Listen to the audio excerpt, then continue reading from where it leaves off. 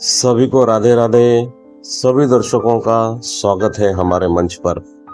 दर्शकों, जैसा कि आप जानते हैं, यहाँ केवल उन्हीं विषयों पर वीडियो बनाई जाती हैं जो समाज के लिए लाभकारी हो, या फिर यहाँ उसकी कहानी पोस्ट की जाती है जिसे मार्गदर्शन या सलाह की आवश्यकता होती है।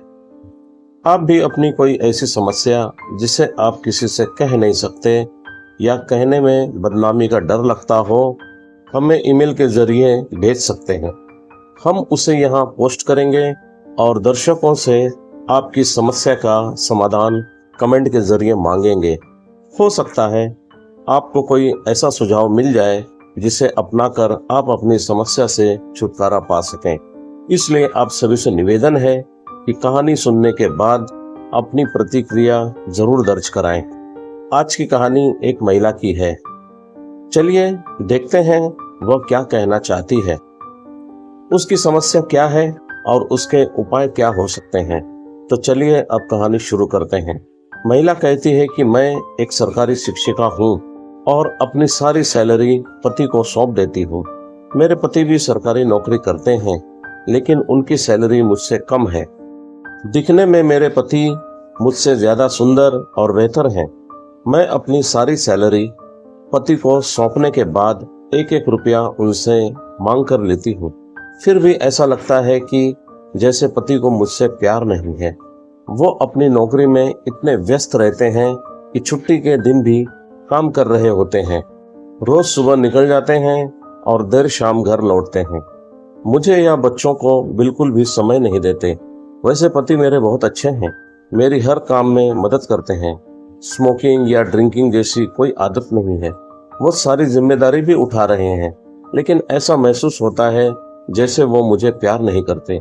जब हमारी शादी तय हो रही थी तो उस समय उन्होंने मेरे साथ शादी करने से मना कर दिया था, क्योंकि फिजिकली हम दोनों की मैचिंग नहीं है। लेकिन उन्होंने पापा और भाई के दबाव में आकर मुझसे शादी की थी। हमारे 2 बच्चे होने के बाद परिस्थितियां पूरी तरह बदल चुकी हैं। अब मेरे पति मुझसे कोई दैहिक रिश्ता नहीं रखते। ऐसा लगता है जैसे उन्हें बस मुझसे बच्चा चाहिए था, वो मिल गया।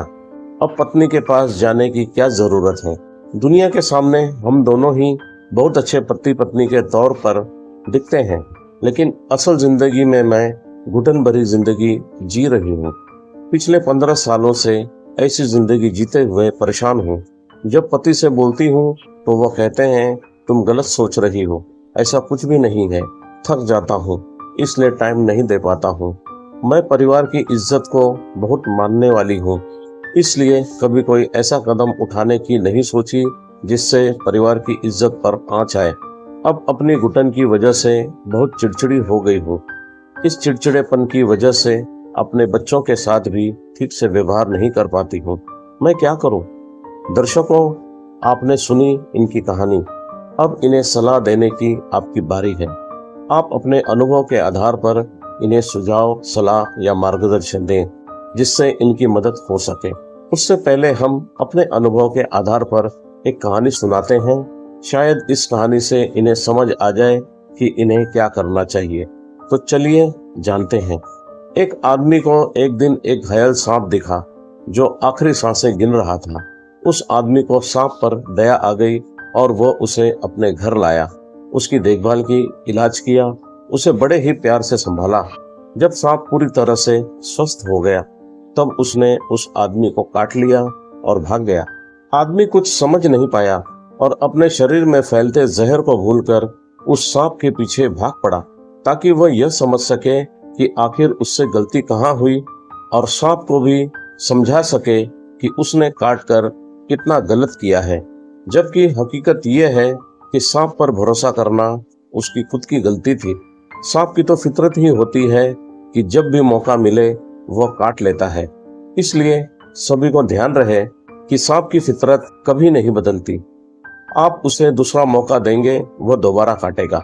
सांप को दूसरा मौका देना गलत नहीं है, लेकिन तब जब उसने अपने जहर का त्याग कर दिया हो, तब नहीं जब वह जहर त्यागने का वादा कर रहा हो। क्योंकि जो बदलने के वादे करते हैं वह कभी नहीं बदलते, और जिन्हें बदलना होता है वो एक पल में ही अपने आप को बदल लेते हैं। यही नियम धोखेबाज इंसान पर भी लागू होता है। दर्शकों, आपको यह कहानी कैसी लगी, इस पर अपने विचार जरूर साझा करें। और यदि यह कहानी आपको अच्छी लगी हो या आपके लिए उपयोगी साबित हुई हो तो इसे लाइक और शेयर जरूर करें। आप ऐसी और भी कहानियां सुनना चाहते हैं या किसी की मदद करने की इच्छा रखते हैं तो हमसे जुड़े रहें। अभी तक चैनल को सब्सक्राइब नहीं किया है तो अभी सब्सक्राइब करें और बेल आइकन भी प्रेस कर लें ताकि नई वीडियो की नोटिफिकेशन आपको सही समय पर मिलती रहे। तो दर्शकों, अब वीडियो समापन की आपसे इजाजत चाहते हैं। जल्दी ही मिलते हैं फिर एक नई वीडियो में नई कहानी और नए मुद्दे के साथ। तब तक आप खुश रहें, स्वस्थ रहें और सुरक्षित रहें। अभी तक हमसे जुड़े रहने के लिए आप सभी का बहुत बहुत धन्यवाद। आपका दिन शुभ रहे। सभी को हमारी राधे राधे।